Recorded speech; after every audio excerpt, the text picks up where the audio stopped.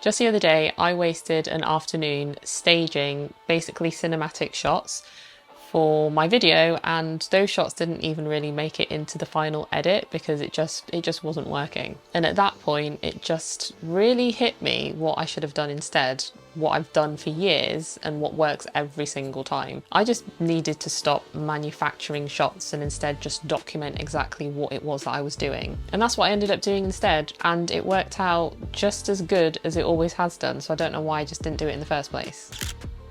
Now, the most important thing about this approach was that I was trying to make this video as quickly as possible, and so that also made it quite scattered. But the quickest way to put a meaningful video together without faffing around and trying to shoot slick B-roll clips is to just document what you're doing and what you're talking about and just film that. It's so simple. So with that in mind, if you're the kind of person that struggles with what to film or what videos to create, then I want to show you two simple approaches that you can actually use to start documenting instead of trying to figure out what to create. So the first one is the most simple approach, and the second one is still simple, but it just adds a little more of a polished, thoughtful look to the footage. By the way, one of the reasons I actually love this approach to making videos is that it's so fast, it doesn't take any extra effort, and you can reuse this footage over and over and over again for so many things like clipped social media reels, posts, shorts, TikToks, that kind of thing. But it also serves as a really great archive of footage, so if you're explaining something down the line or talking about something down the line, you have that footage. You don't have to then go ahead and reshoot anything because you've already got it if you build up that library along the way. Okay, so with that in mind, I'm going to start with the simplest way to document what you're doing. And that is simply by putting your camera down and hitting record whilst you do the thing that you need to do. You don't have to look in the camera and talk, you just film yourself doing the thing. Then when you're done, you stop recording and you've basically got a long clip of footage that you can use for anything afterwards. You can easily take various clips and use them for not just the video that you're making, but also on social media. And I've done this a lot on Instagram and for YouTube Shorts. At the end of the video, towards the end of the video, I'll show you exactly what I do and how I use those clips to repurpose them into short form content.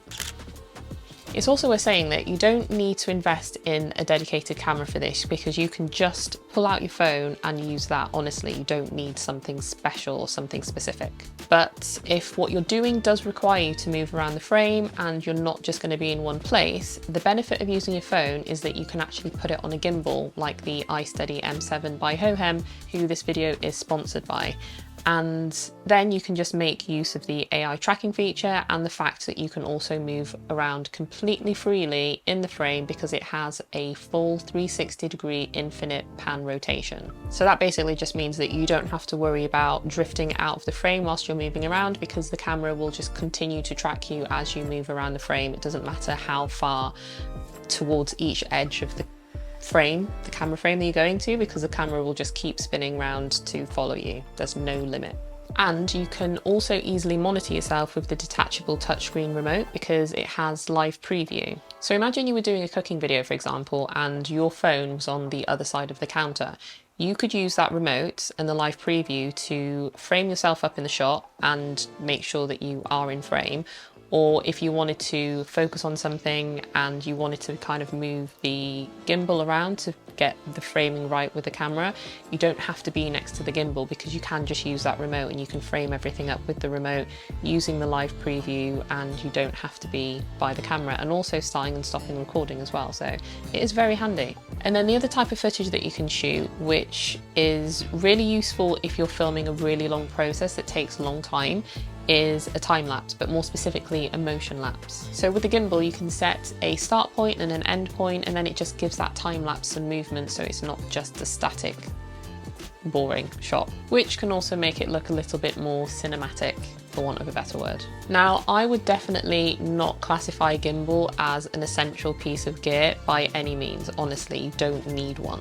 But for content like this, where you want to set your camera down and not worry about whether you're still in the frame when you're moving around, or just not have to constantly move the camera when you move, that's when I would recommend something like the Hohem iSteady M7 with that AI tracking, and especially with the remote.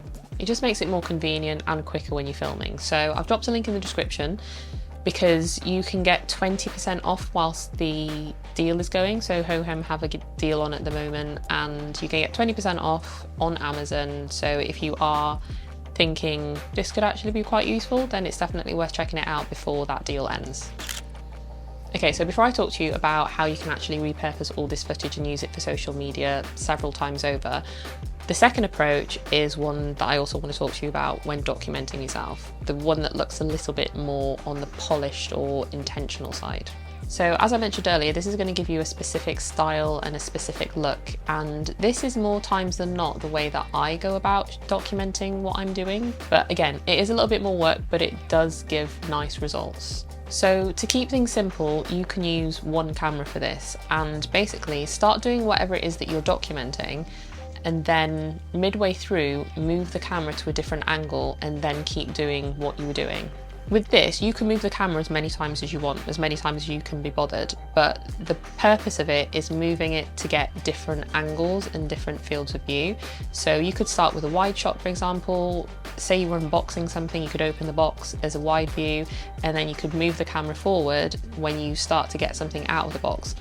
One thing that I will say about this approach is it does take a little bit longer, because you also want to think about consistency, or continuity, sorry. So if you get something out of the box with your left hand, when you move the camera, make sure that you then go to get that thing out of the box with your left hand again, or you're holding the thing in your left hand. It's these little things that some people might not necessarily notice, but when you do notice it, it's kind of jarring and disjointed. So that's what kind of takes the time, is just trying to remember what action you were doing and how you were doing it when you then move the camera. So in some instances, you might want to use a 2-camera setup for this, but most of the time, actually all of the time, I just use a 1 camera and I just move my camera and I just remember what I was doing, and then I pick up that action from when I've moved the camera and continue on. And I just do that as many times as I need to, or as many times as I want the angles to change up. So yeah, this approach just gives you a variety of shot sizes, and if you're trying to show something in detail, then moving that camera forward is going to give you those close-up shots, and then pushing it back out again when you don't need those close-up shots just again gives it more variety.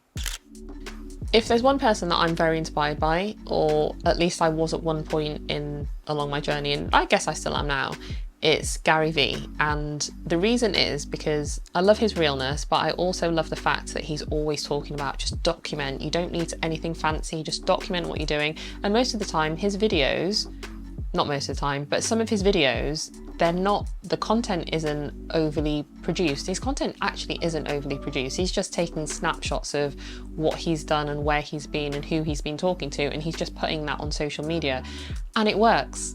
So this was one of the reasons why I actually started my channel, because I kept going over and over in my head, oh, I don't know, I don't really have anything to share.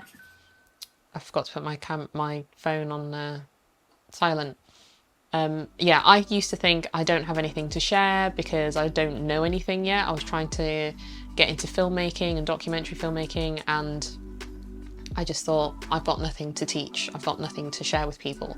And then I came across Gary Vee, and it's like, just document what you're doing. So I just thought, okay, I'm just going to document my process of how I'm going through the journey, how I'm learning everything, and maybe by me documenting what I'm doing from the very start, that would actually inspire other people who were at the same point or hadn't yet started. So that's a bit of the history behind why I started my channel and how it came about. But I guess it's also why I take the experience approach to my videos when I'm doing reviews, rather than the technical deep dives, because it's easier for me to just share my thoughts and my experiences from using something and then just documenting that process.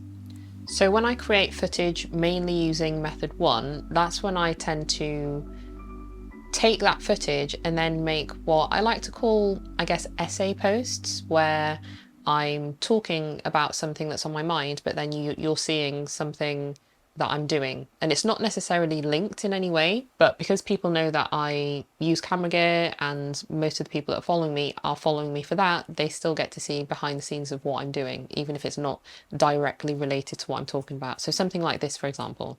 The more I embrace the fact that it's so much easier to create a video where you document something that you're doing rather than trying to come up with video ideas, the more I feel inspired to make videos. If you're stuck for video ideas, try this. Or other times I just create a very simple post like this.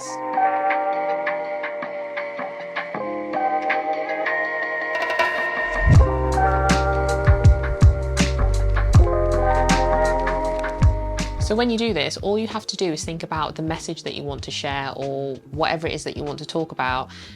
Take a clip from any of the clips that you've filmed where you've documented something that you were doing, put a voiceover over the top, and that is it. That's all you have to do. It's quick and easy content that often drives engagement. It builds a kind of rapport among your community. They resonate with you more because they get to find out more about you and what you do and your thoughts and insights into your process in your life. So I feel like it is a very good way to just create more content or have more content that you can share on a daily basis. And also, if you're not following me on Instagram, do come over because I post quite a lot in my stories. And that's the other thing, just sharing things. You don't even have to create reels and shorts and TikToks. You can just add things to your Instagram stories.